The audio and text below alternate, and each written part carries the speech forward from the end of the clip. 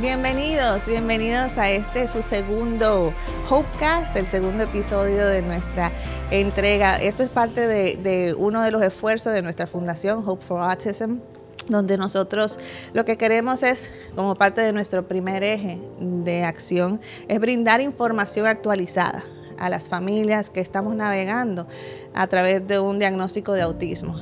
Información actualizada que les pueda favorecer, que les ayude a alcanzar ese máximo potencial de sus hijos en conjunto con la familia.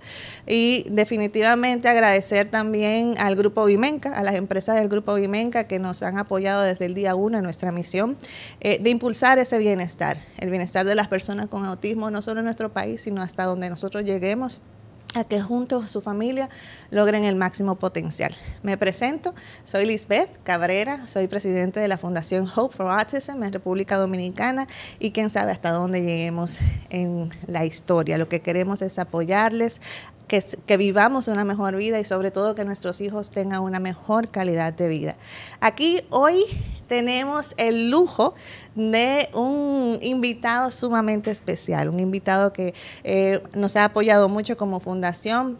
Y no solamente lo valoramos por eso, sino por la calidad de persona, de profesional que es, y también las informaciones que nos ha brindado como fundación y a las familias que hemos podido impactar.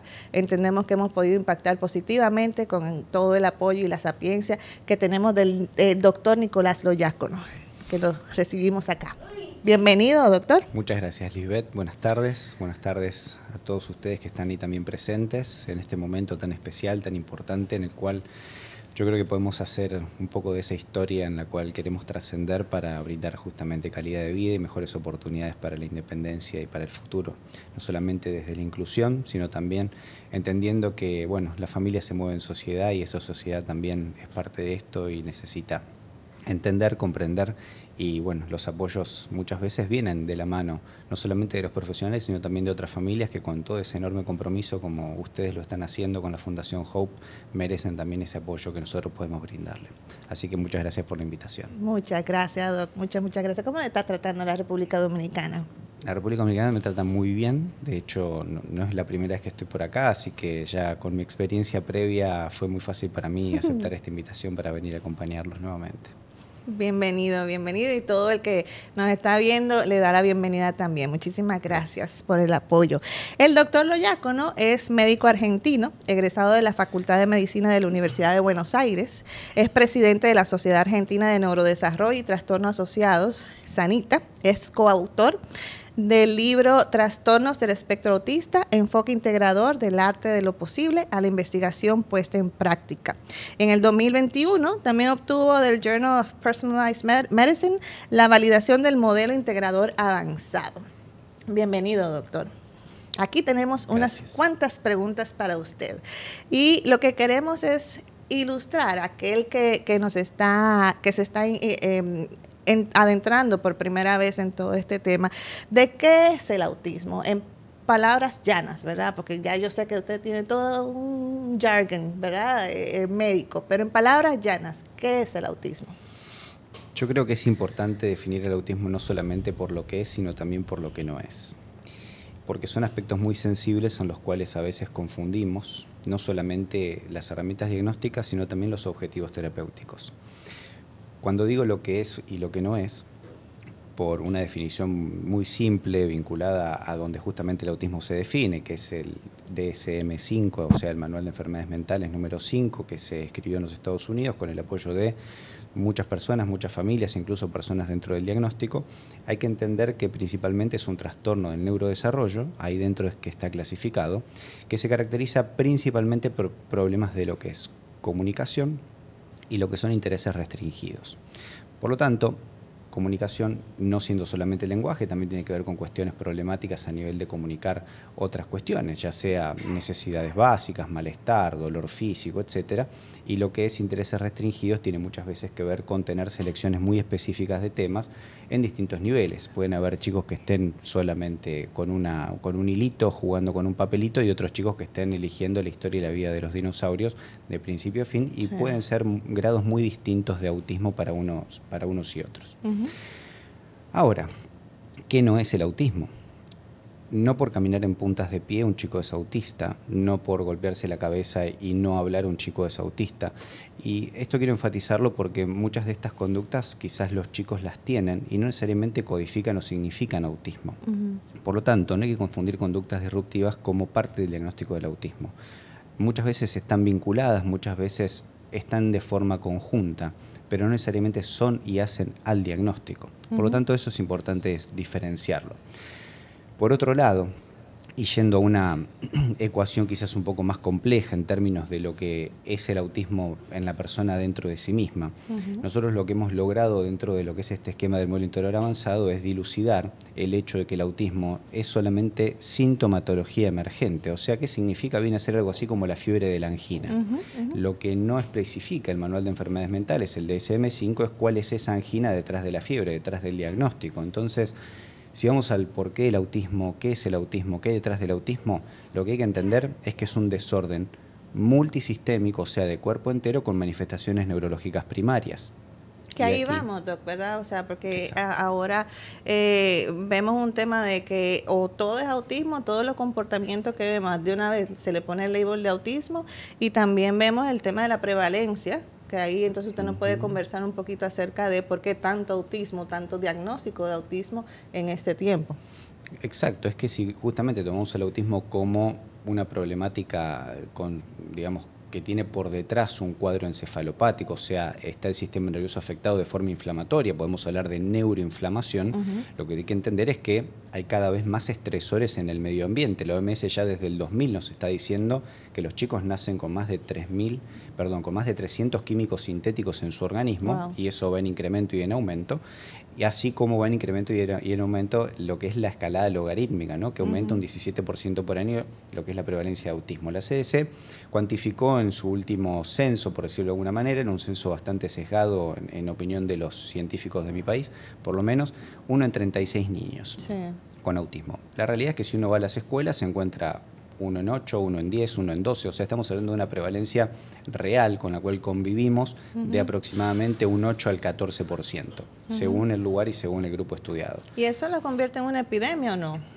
A mi entender, hace tiempo que hay que tomar esto como una epidemia. Cuando ya uno supera el 1 o el 2% de la población, ya no se puede hablar de que algo viene lento, digamos, y mucho más si eso aumenta del 1 al 1,5, al 3, al 5, al 8, al 11, al 14% en una década y media, 2 décadas. Porque cuando yo empecé a estudiar esto, estábamos hablando de 1 en 110 niños y hoy ya estamos hablando de 1 en 10. Y pasaron solamente 12, 13 años. Sí, es un tema, pero es la realidad en la que vivimos, ¿verdad? Pero sí hay esperanza. Hay una ruta de acción que se puede seguir en forma de poder lograr esa calidad de vida de nuestros hijos. Usted habla del modelo integrador avanzado. ¿Nos puede comentar un poquito acerca de eso?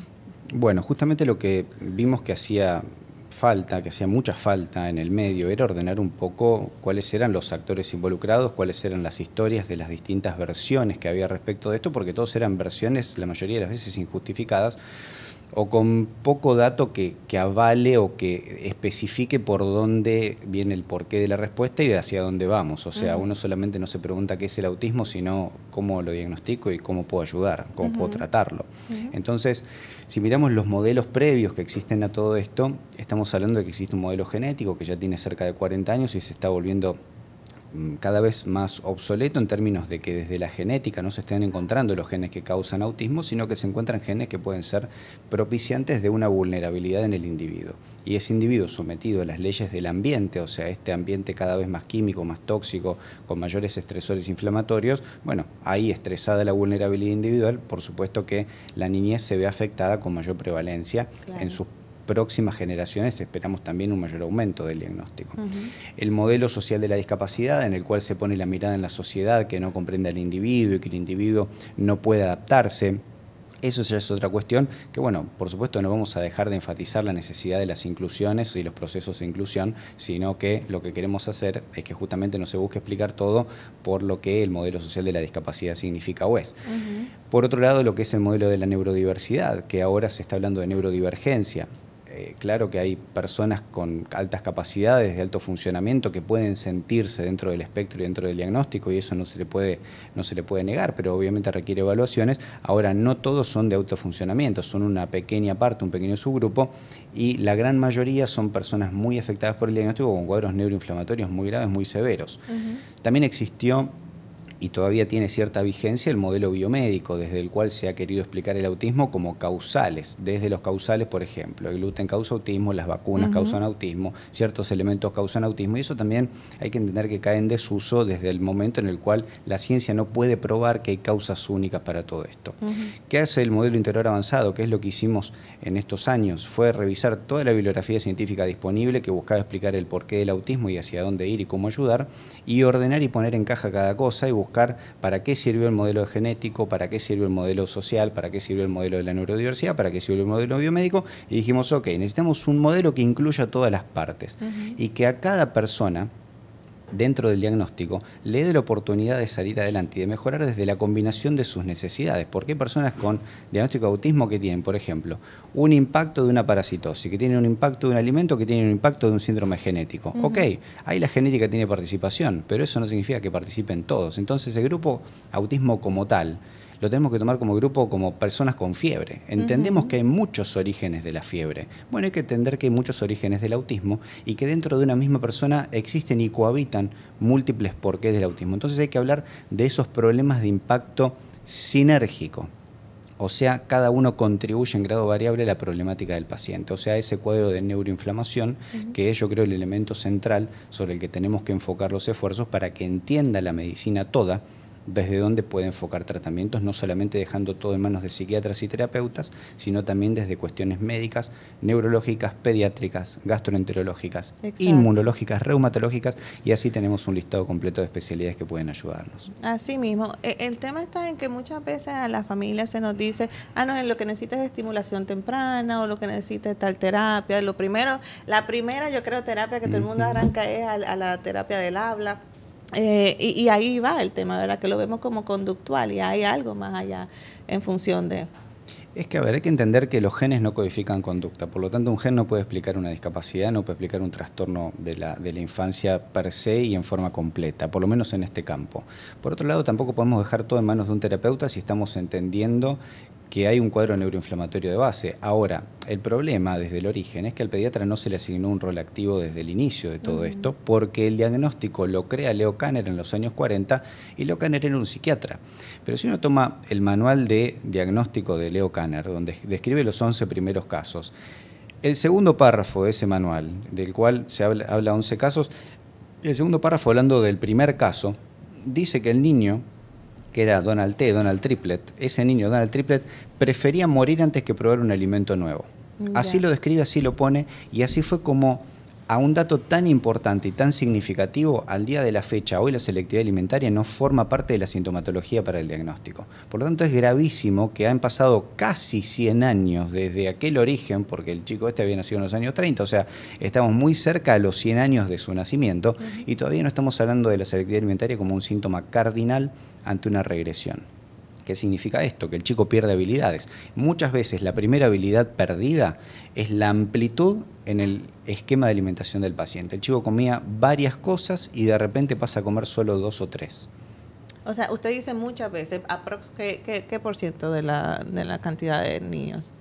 9 de cada 10 diagnósticos de autismo son precedidos por una regresión. Y esa regresión, pérdida de habilidades previamente adquiridas, deja de señalar, deja de mirar, deja de jugar, o pierde el juego presimbólico o simbólico, pierde las palabras que tenía mamá, papá, agua. Pueden ser señales de alerta. Esa pérdida es el inicio de la inflamación del sistema nervioso, que se expresa con esa pérdida de habilidades.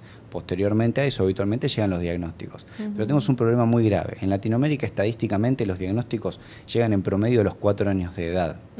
Las regresiones suceden entre el año y los 2 años de vida. Así es. Ahora, si la regresión es un cuadro biológico, si es un cuadro físico, si es un cuadro médico tratable, no podemos esperar 2 años y medio que llegue un diagnóstico de la neuropsiquiatría cuando el origen del problema es pediátrico. Por lo tanto, lo que hemos hecho desde el modelo integrador avanzado fue buscar el rol activo del pediatra en la detección sensible y oportuna de esas regresiones o de esos cambios en el desarrollo de lo que es las habilidades del chico, y que opere las variables que conoce y maneja para revertirlo, porque eso es lo que hemos podido también demostrar, que esa regresión se puede frenar o revertir, y después el diagnóstico no aparece. Por lo tanto, ya podemos estar hablando de prevención activa en edades tempranas del desarrollo. Pero usted habla de que no podemos esperar esos 2 años, o digamos que ya lo perdimos esos 2 años. Esas familias que de momento ahora, luego de, qué sé yo, tienen 6 años, los niños 7, 8, hay personas que conocemos que tienen 40 años y recién están recibiendo un diagnóstico. ¿Qué esperanza hay para esas personas? La esperanza es del 100%. Cuando se encuentran las causas de la fiebre, cuando se encuentran esos elementos biológicos que gatillaron la problemática, uno empieza los tratamientos y la reversión de la problemática es hasta en el 95% de los casos. Cuando uno empieza este camino, se suele ver muchas veces que las familias empiezan solas, empiezan buscando en internet. Quiero que sepan que ya tenemos los apoyos médicos y de las universidades y de las academias científicas como para no estar buscando como manotazo de ahogado, decimos ya en Argentina, ayuda donde no es. Entonces, quizás hay que pasar de las redes a los libros, de los libros a las capacitaciones, y hoy como no está difundido en los hospitales, como no es parte del conocimiento de los pediatras en general todo esto, sí, y lamentablemente, y como médico me hago responsable, está en manos de pocos profesionales este tipo de conocimiento. Ahora, sí es la intención llevarlo a los hospitales y llevarlos a los centros de salud, que es algo de lo que hemos venido haciendo estos días, Lisbeth, o sea, por eso las reuniones que hemos tenido toda esta semana. Entonces, sí quiero que sepan que quizás la búsqueda no es en las redes, pero sí cuando encuentran algún foco como Hope, pongan la ficha ahí, que Hope les va a llevar información de calidad. Hay pocos lugares donde uno puede dejar sentada su voz, porque son esos los lugares donde las cosas van a trascender a otro nivel. Porque si no, siempre se buscan soluciones mágicas y se venden productos que, caros o baratos, lo caro es perder el tiempo. Ayer es tarde, pero hoy es una posibilidad, y el neurodesarrollo es hoy. Entonces, no hay edad para estar mejor. Yo he visto mejoras de pacientes a cualquier edad. Te puedo decir personas de 40 años que empezaron a hablar, pero hubo que trabajar mucho. Y esto lleva tiempo y esto lleva un gran esfuerzo.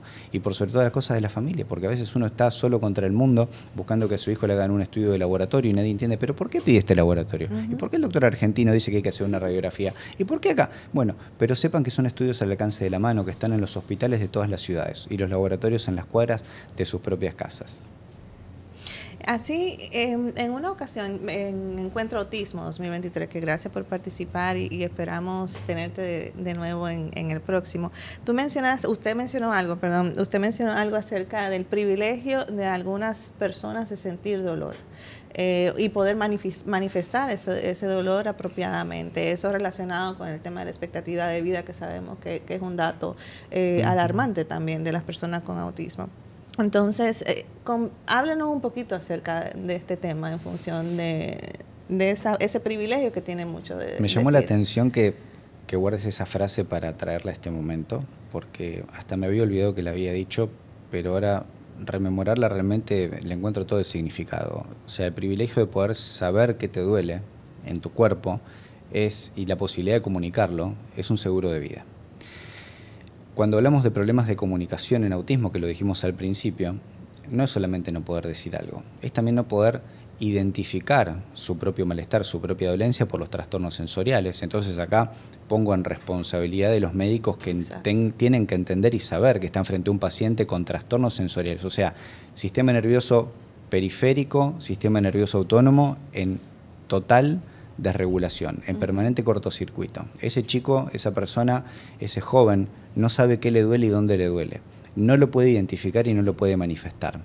Entonces, si miramos la estadística, por cada un chico que muere de apendicitis neurotípico, mueren 40 con autismo. ¿Por qué? Porque no había capacidad de percepción y no había capacidad de comunicación.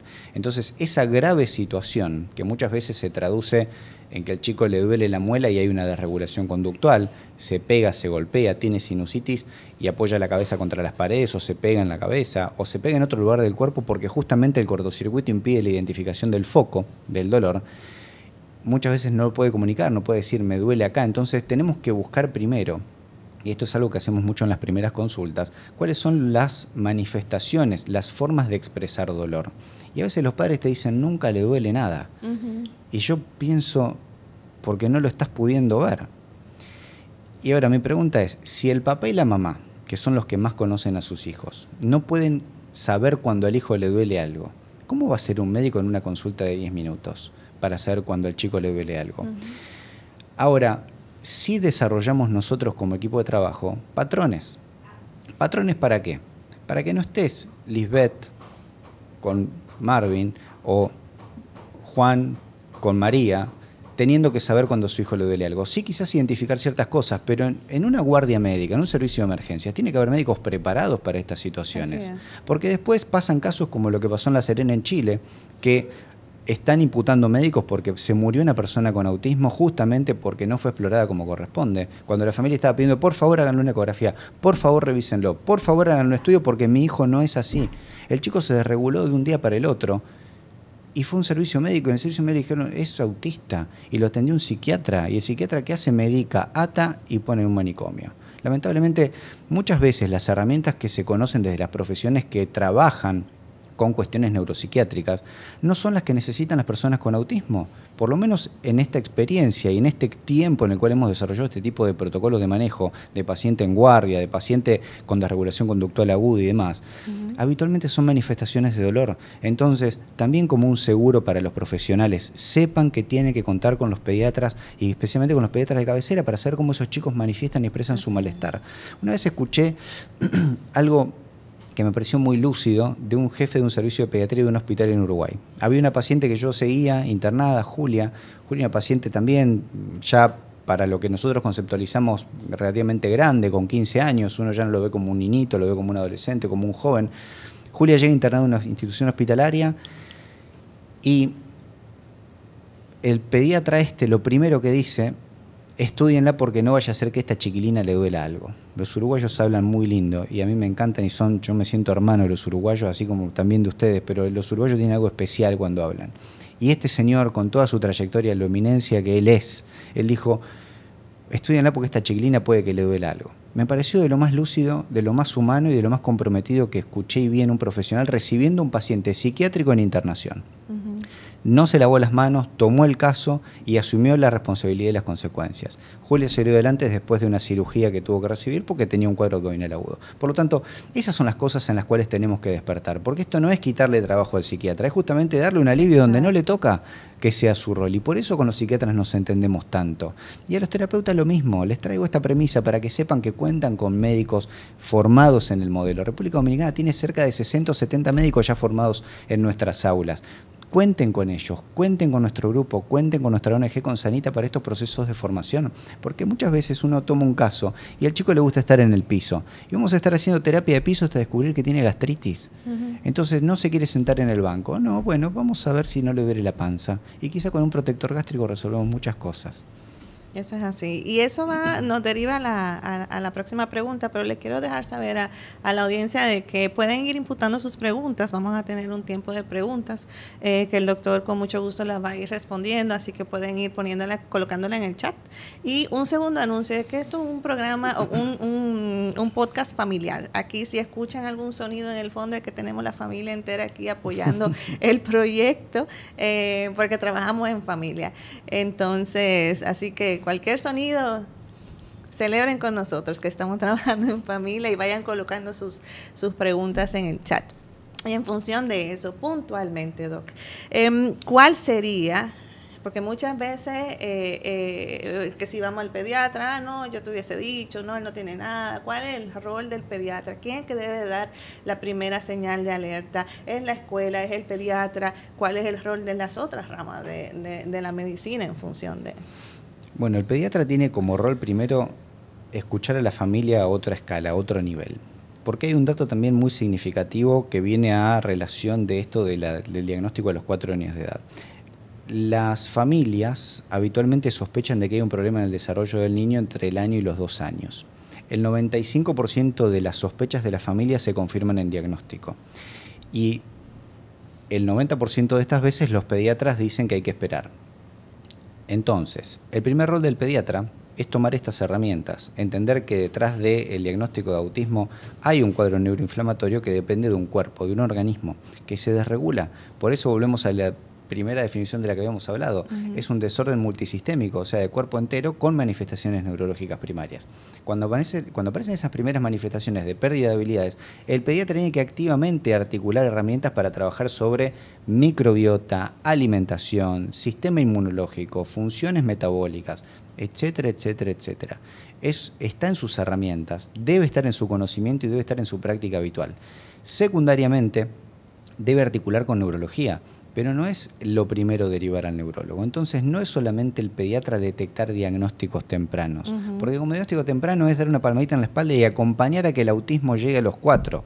No, es tomar un rol activo en la práctica médica. Para eso el profesional tiene las herramientas y debe tener el conocimiento ordenado en este sentido para saber con cuáles herramientas cuenta, porque están en su vademecum, solo que no sabe utilizarlas. Y eso también es lo que estamos armando. Nosotros ayer mandamos esa edición, un libro de 500 páginas que es el Tratado de Medicina para el abordaje médico dentro del modelo integrador avanzado para el paciente con autismo. Eso es lo que va a reescribir la ciencia médica para las personas con el diagnóstico. Por lo tanto, tiempo más, tiempo menos, esto es lo que tiene que ser, esto es lo que tiene que suceder, no tiene precedentes, no tiene preexistencias y alguien tenía que hacerlo en español, porque lamentablemente también sucede eso. Muchas veces la información está en inglés y está muy disgregada y viene también de la mano de intereses comerciales de muchos laboratorios. Sanita, nuestro ONG, no está haciendo eso. Sanita busca que la gente esté capacitada, esté entrenada, porque estamos teniendo altos índices de mortalidad a temprana edad. Y eso no tiene sentido. Son elementos que se pueden prevenir con herramientas muy simples de la pediatría en todo el mundo.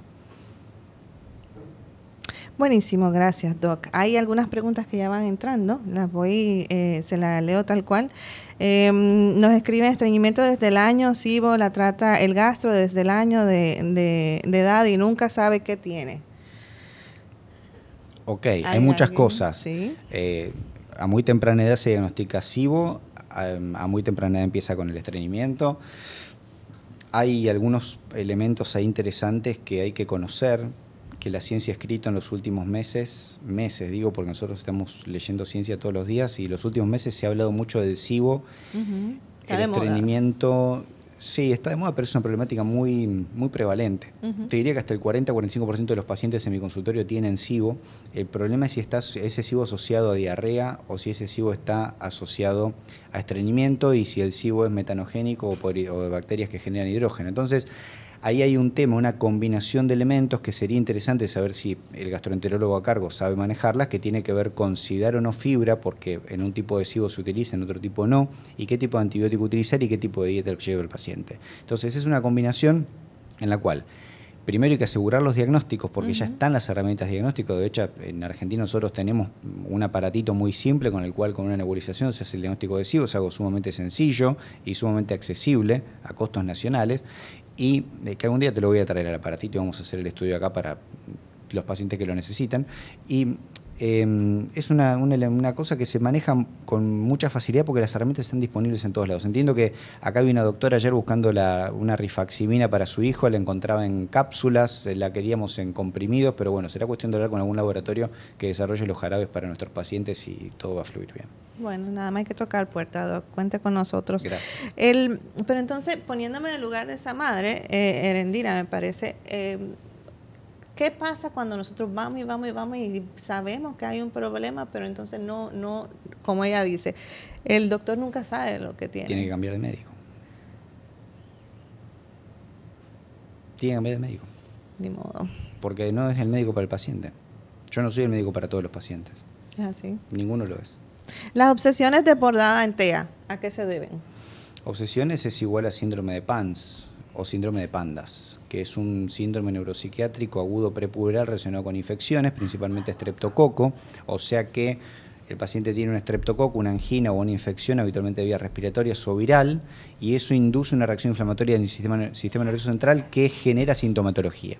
Esa sintomatología a la vista suelen ser movimientos involuntarios, tics, déficit de atención con hiperactividad, o que se haga pis, enuresis, y bueno, otro muy habitual son las obsesiones. El trastorno obsesivo compulsivo muchas veces está asociado con esto. Y también hay algunos perfiles de disbiosis intestinal que pueden estar asociados también con obsesiones, pero bueno, ya quedaría en un segundo plano de evaluación. Y todo eso hay pruebas para determinar el PANSPANT. Pueden hacer el laboratorio en la vuelta de la esquina de la casa. Solo hace falta que el médico sepa pedirlo. Aparte, el diagnóstico es clínico, o sea que uno podría trabajar incluso sin laboratorio por medio, y eso es lo que hace muy rico el formato de abordaje dentro del modelo integral avanzado, que las herramientas son principalmente para el fortalecimiento del conocimiento clínico del profesional, porque uno puede hacer prácticamente un 60 o un 70% de los tratamientos solamente con la sintomatología física y con la sintomatología neuroconductual del paciente. Y aquí la idea es precisamente que los padres nos informemos, ¿verdad? O sea, porque encontramos estas situaciones con médicos que no, salud, papá. Encontramos estas situaciones donde vemos que no sabe lo que tiene, pero seguimos buscando y encontramos esas fórmulas milagrosas en el camino que de momento, en nuestro deseo de darle calidad de vida, puede que fallemos, Entonces... Bueno, pero yo entiendo la búsqueda desesperada, pero también entiendo que ya hoy hay oficialmente lugares en los cuales uno puede buscar información segura, acreditados, con validaciones científicas, que eso es lo más importante. O sea, muy difícil confiar en cuando una mamá o un papá te pasa su experiencia. Digo muy difícil porque las experiencias son difíciles de transferir, son intransferibles. Entonces, a mí me funcionó tomar esta agua, con mi hijo le hizo bien y duerme, y otra familia dice, yo me la compro y se la voy a dar y ese chico no duerme por una semana. Y son experiencias habituales. Esto no quiere decir que la palabra de un par no valga, pero antes quizás eran pocos los profesionales que se dedicaban a esto y había mucha medicina naturista involucrada, y hoy ya estándares de calidad médica dentro de instituciones hospitalarias, dentro de ámbitos científicos conocidos, categorizados, calificados, y por eso justamente sabíamos que teníamos que hacerlo en español, porque hacerlo en inglés ya todo el mundo lo ha hecho, o se ha hecho mucho. Entonces faltaba en español, así que por eso estamos escribiendo esta historia en nuestro idioma.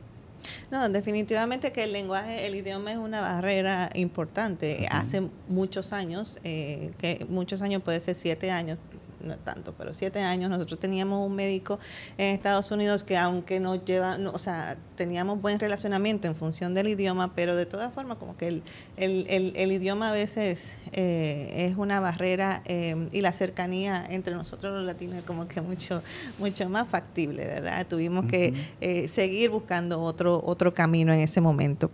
Hay unas cuantas preguntas más. Dice, ¿un coprológico es suficiente para realizar un diagnóstico sobre alguna alteración intestinal?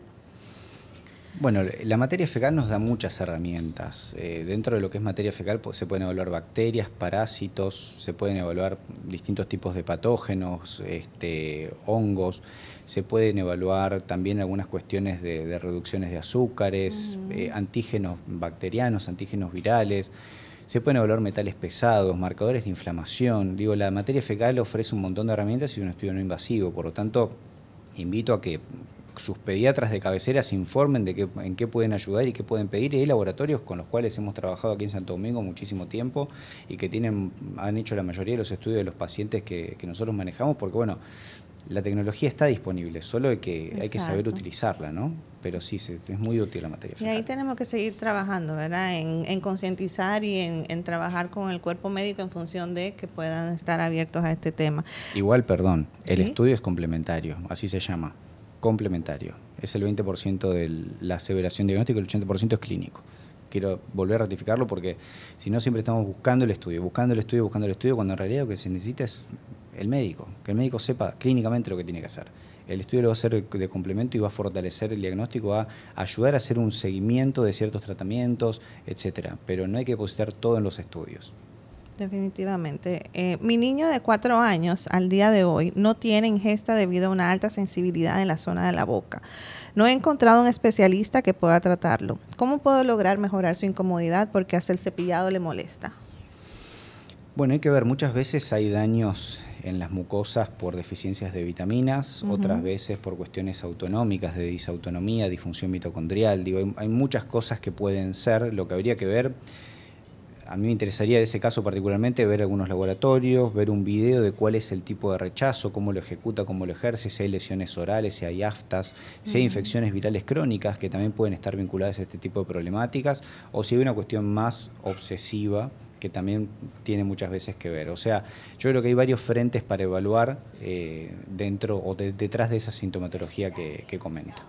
Aquí hay una pregunta muy interesante, Doc. ¿Cuáles centros de formación recomienda para actualización médica? Bien, hoy a la fecha la oferta que nosotros tenemos lograda es el curso de posgrado, que es la introducción al modelo, que está en la página web, después lo podemos pasar, es el modelo tenfoqueintegrador.org. No quería hacer la propaganda, pero bueno, creo es el espacio, es el lugar desde el cual brindamos las capacitaciones. Próximamente será Sanita y próximamente estarán estos nuevos libros. Ya hay 3 libros y hay varios artículos científicos publicados, pero ya va a haber más cantidad de información y también más específica para los médicos. ¿Puedes repetir el URL, por favor? Es tenfoqueintegrador.org. Esa es la dirección específica del curso de posgrado. Y en ese curso nosotros, fue el curso que iniciamos dentro de las aulas de la Universidad de Buenos Aires en 2018-2019. Después vino la pandemia y lo pasamos a la virtualidad en las aulas de Sanita, de la ONG, de la Sociedad de Neurodesarrollo. Por lo tanto, van a encontrar ahí la información que nosotros estamos a la fecha compartiendo, que se va a expandir con las próximas publicaciones de libros, que bueno, no va solamente a haber un libro de medicina, sino también de psicología, de terapia ocupacional y otras cuestiones que también van a estar vinculadas a los procesos de capacitación. Wow, felicidades, Doc, y a todo su equipo. La prueba EVA Max ¿es completa para saber sobre pandas? No sé qué es EVA Max, perdón. Bueno, sí sé disculpe. Que hay algunos laboratorios, estudios de lo que es el panel de Cunningham, que se utiliza, que lo hacen algunos laboratorios en Estados Unidos. No es algo accesible en términos económicos, sino es algo de distribución masiva en Latinoamérica. Pero bueno, el diagnóstico de pandas es clínico, lo vuelvo a decir. Clínico. Me gusta decir clínico y así fue como aprendí la medicina de mi gran profesor y maestro, el doctor Roberto Yermoli. Y así es como se trabaja acá también, se trabaja con clínica, el 80% es la clínica. El diagnóstico de pandas es clínico, lo dicen los mismos protocolos de pandas. Otra pregunta, Doc. ¿Qué opina usted de tratamiento de albendazol por 20 días seguido por 6 meses? Pregunto porque hay un tratamiento así y la mayoría de los niños desarrollan obsesiones en esta etapa. No sé qué significa usar albendazol por todo ese tiempo, no sé qué paciente pueda necesitar albendazol por tanto tiempo, no sé qué parásito uno estaría combatiendo con tanto tiempo de albendazol. Yo lo que creo que hay que hacer es pensar primero en el paciente, qué sintomatología tiene, si se puede utilizar algún estudio de laboratorio, si se puede hacer alguna identificación de un patógeno y si no se puede, y si es una desparasitación empírica, los tiempos de desparasitación son mucho menores que eso. Así que tratamiento como protocolo con albendazol o con cualquier medicamento, por el tratamiento en sí, no, jamás. Siempre el paciente está primero. Y de todas formas, cada caso es particular, o sea, no es 100%. Que no es un tema de que me parece bien, me parece mal. No, y aparte el albendazol, o sea, los antihelmínticos, albendazol, mebendazol, hay que cortarlos. Porque hay que darle la oportunidad al parásito que los huevos crezcan, porque si no, no tiene efecto el antiparasitario. Entonces, 20 días prolongado como tal no tiene sentido. Máximo 10. Y hay que cortarlo. Y después retomarlo en algún momento. Pero 20 días seguidos no tiene sentido. Sí entiendo hacer ciclos cada tanto tiempo, pero no uso prolongado y sin cortes por un tratamiento en sí. O sea, el tratamiento como tal no tiene sentido si no se enfoca sobre la necesidad del paciente. Lo mejor en todo caso es siempre referirse al médico de cabecera. Sí, y que el médico no esté vendiendo un tratamiento, que el médico se ocupe del paciente. Bueno, por favor. Sí, exacto. Pero, o sea, a donde voy es que no sea que me dijo la vecina o me dijo alguien, una amiga de la terapia, que mira, no, ese tratamiento lo indica un médico. Va. Ok, niño de 6 años no se le quita el hambre, siempre busca qué comer. ¿Qué causa podría ser? Bueno, a veces los déficits nutricionales, las deficiencias nutricionales pueden generar algún tipo de búsqueda de alimentación compulsiva, tipo hiperfagia, o a veces también los problemas digestivos, el SIBO, algunos tipos de anemia. A veces la misma gastritis genera que el paciente utilice la comida como un atenuante del malestar que tiene y mitiga esa dolencia. Así que sí pueden haber múltiples por qué, digamos, así también como el uso de psicofármacos. Hay muchos psicofármacos, sobre todo los antipsicóticos, que inducen estados de hiperfagia y eso tiene muchas veces un impacto metabólico muy negativo. Doc, hay muchas preguntas, muchas preguntas. Muchos ruidos vocales en una niña. Usted dispone, a mí no me peta nadie. Sí, muchos ruidos vocales en una niña con lenguaje en desarrollo. ¿Qué podría ser? Bueno, los sonidos guturales, los ruidos vocales, las vocalizaciones también muchas veces tienen que ver con perfiles variados de disbiosis intestinal, así como síndromes neuropsiquiátricos, como hablábamos y mencionábamos antes, el tema del PANDAS. Muchas veces se asocian ese tipo de sonidos como si fuera un tic vocal. Está dentro de las calificaciones de sintomatología diagnóstica. ¿Recomienda hacer un estudio de genoma? Depende en quién. Lo que recomiendo es una evaluación por un genetista, entrenado y capacitado, y que determine si hace falta o no evaluar genes, estudiar genes. El suplemento inmunocal, ¿puede tomar los niños con TEA? En general no recomiendo nada que tenga soja, caseína o derivados de fosfolípidos. Creo que el suplemento habría que estudiarlo. En el caso de que un niño que come de todo, ¿es recomendable de igual manera retirarle el gluten y lácteos? Un niño come de todo es la mejor oportunidad de hacer un cambio de una dieta antiinflamatoria inicialmente y después buscar los perfiles dietarios que el paciente necesita. Si el chico tiene, por ejemplo, un sobrecrecimiento de hongos, va a necesitar un tipo de alimentación específica. Si tiene intolerancia a las histaminas, va a necesitar otro tipo de alimentación. Y así sucesivamente, el paciente que come de todo es la gran oportunidad de tratamiento para todas las nutricionistas. Aquí hay un cuadro que me parece que pasa muy a menudo, Doc. Dice, esta es una persona de Perú. Buenas noches, nos dice buenas noches. Buenas noches, Doc.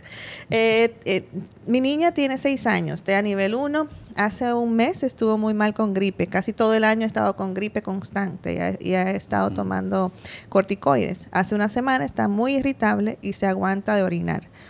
Va al baño 1 o 2 veces al día, todo el día se retuerce de ganas. No duerme bien porque se está aguantando las ganas.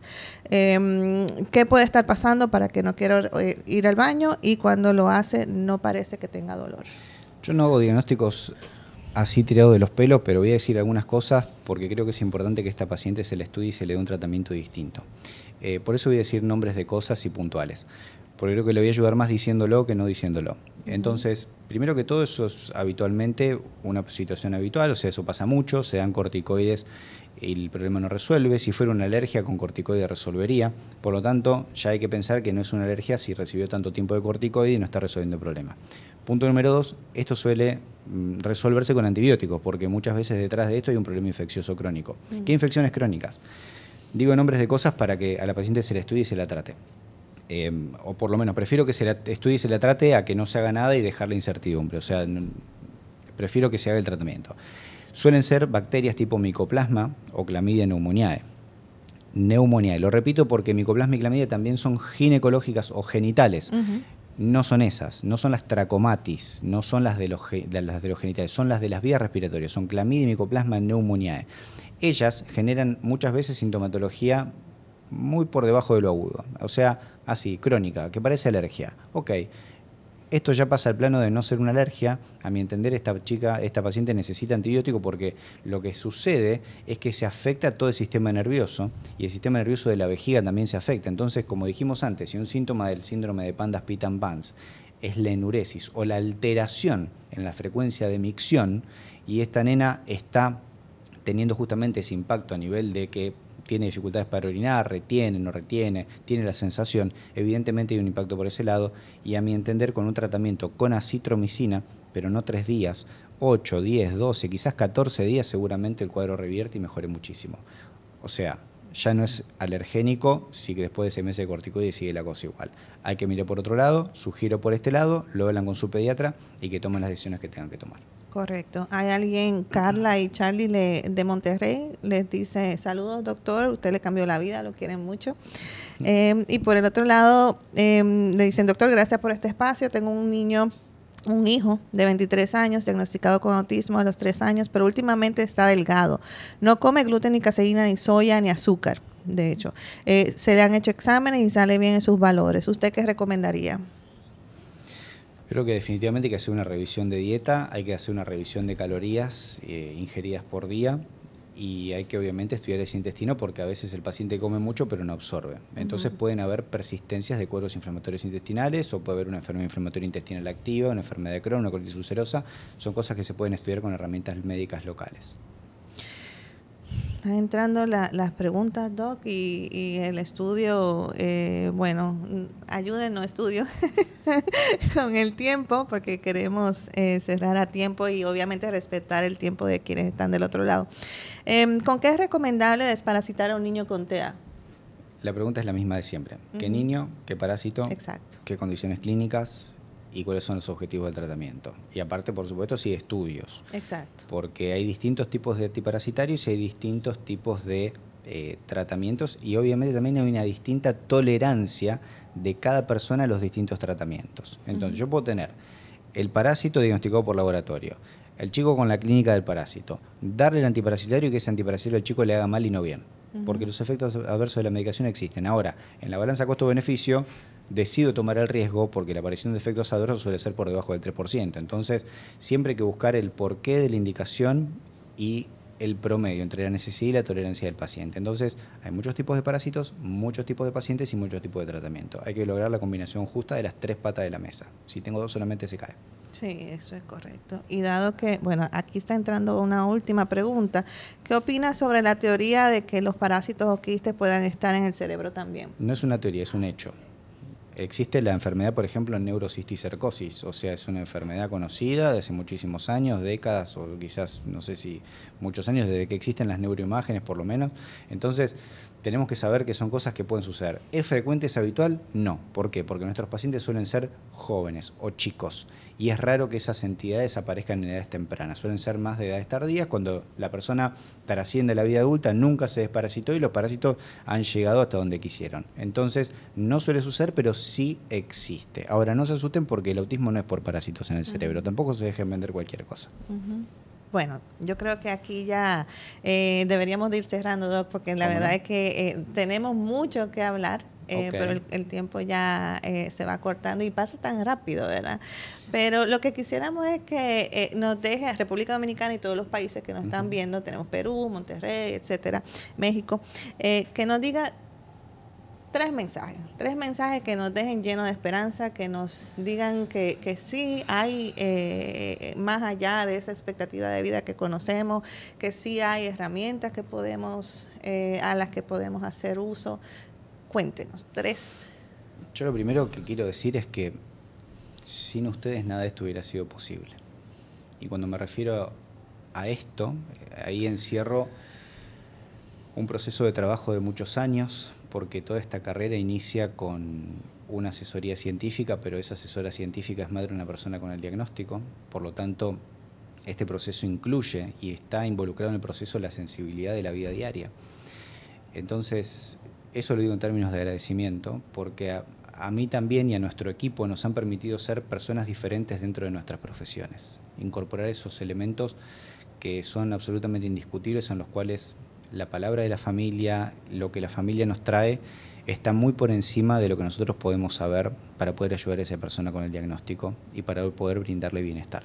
Luego, uno articula sus herramientas para poder hacer la mejor guía, pero quizás no dure toda la vida. Entonces tenemos que saber los profesionales, y acá sí es para los profesionales, en qué lugar nos vamos a poner para ayudar a esas familias. Y lo hablamos, pero vale la pena repetirlo, o sea, no dejemos pasar el tiempo, que no pasen los días para hacer estudios completos, que no pasen los días para saber de esto, para entender de esto, para que el pediatra tenga las herramientas que tiene que tener, que la familia, que yo sé que son los principales en la audiencia, encuentren esas herramientas a las cuales el médico pueda responder de forma favorable, ya no buscando el parásito en el cerebro, porque eso es una cosa muy anecdótica, sí ha pasado, pero es anecdótico, sino buscando esas herramientas informativas, esos cursos, como decíamos antes, que vengan de instituciones reconocidas, que sea información de calidad, que no sean esos tratamientos que me tengo que mudar 6 meses para gastar $20.000 en inyecciones y en cosas que después uno no sabe dónde va y por qué lo está haciendo, que no digo que no sirvan, pero digo, hay tanto por hacer previo, hay tanto por ordenar antes, que la familia, si va y busca esas herramientas que el profesional entiende, que sabe leer, en las cuales se siente cómodo, que no desafían su conocimiento ni su ego también, porque lamentablemente está mucho en juego eso también, van a lograr los apoyos que necesitan. Apóyense en médicos locales. Apóyense siempre en médicos locales. Por más que tengan médicos de afuera, médicos que no estén cerca, apóyense en médicos locales. permítanse acompañar por los profesionales locales, por más que se hayan equivocado. Es un camino largo, es un camino a recorrer. Necesitamos la sabiduría de lo local también, porque no todos manejamos las culturas. Yo he tenido la suerte y la oportunidad de conocer familias en muchos lugares, de viajar, de conocerlos, conocer familias, conocer sus culturas, conocer cómo comen, qué significa un tapón de tráfico en Santo Domingo, o sea, lo pude vivenciar. Y es un placer, debo decirlo. Pero realmente no todos podemos involucrarnos a ese nivel. Entonces los médicos locales, los profesionales locales, los apoyos terapéuticos locales tienen un valor inigualable. Nada que uno vaya a comprar afuera va a ser mejor que lo local, pero entrenado y actualizado, para que no vaya en contra de los requerimientos del paciente, de sus hijos. Entonces, nunca es tarde para estar mejor, siempre se puede estar bien, siempre hay oportunidad. Como les dije antes, he visto personas empezar a hablar a los 40 años, no tiran la toalla, todo lo contrario, tómanla. Háganse amigos de sus médicos, háganse amigos de sus terapeutas, llévenles la información de calidad y el proceso sea solo. Muchísimas gracias, Doc. Muchísimas gracias. Y si quedaron preguntas sin responder, se le ocurre alguna otra, nos la puede escribir, ya sea por nuestra cuenta de Instagram o pueden escribirla a nuestro correo y allí lo podemos canalizar su respuesta y también bien pueden escribirle al Doc. Con gusto, por supuesto. Si quiere puede decir su cuenta de Instagram. El Instagram o es cómo conectar con usted. Nicoloyadoc. Después está la cuenta de Sanita.org, así que absolutamente a disposición. Y si no, bueno, después hacemos algunas preguntas por Instagram y nos seguimos comunicando. Fabuloso. O vuelvo, no tengo problema. Ah, sí, bienvenido siempre, bueno. Bienvenido, lo queremos mucho. Muchísimas gracias, doctor, por hacer el esfuerzo. Sabemos que viernes, República Dominicana, Santo Domingo, el tráfico es terrible. Gracias por hacer el esfuerzo, gracias a su familia que nos prestó su tiempo en esta tarde, noche. Y gracias a todos ustedes por confiar en nosotros en esta noche y escucharnos, estar ahí del otro lado. El mes que viene tenemos un otro Hopecast, ya estaremos anunciando quién será también nuestra invitada estrella, ya la confirmamos en el día de hoy, y será un espacio también sumamente rico. Por lo pronto, Dios bendiga a su familia, Dios bendiga a su familia y nos vemos pronto. Un abrazo.